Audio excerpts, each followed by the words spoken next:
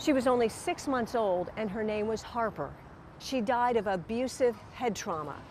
The state's attorney tells me this could not have been an accident. He says someone slammed her head against something very hard, and the only person watching her at the time was her own father. Jason Cawley and his wife Heather came to the Frederick County Courthouse today a year after their 6-month-old baby Harper died. They did not want to talk on camera, but Heather told me over the phone, "My husband is innocent."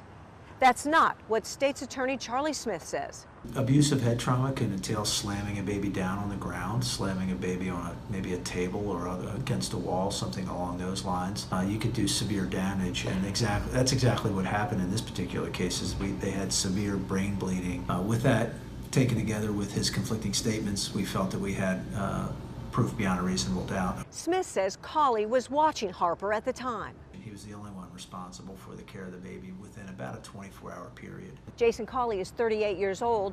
He'd been a Fairfax County police officer for 10 years until he was fired on Friday after he was indicted on these charges. Somebody who's nearly 40 years old and's been a police officer for a while, you would think would act better in a stressful situation than to cause that kind of trauma to their child. After Harper was injured, she was taken to Children's Hospital. She lived for a few weeks until she died. Why did it take so long to file the charges? Well, the state's attorney tells me that the D.C. Medical Examiner's Office took some time determining that this was not an accident, but a homicide. In Frederick County, Maryland, Peggy Fox, WUSA 9.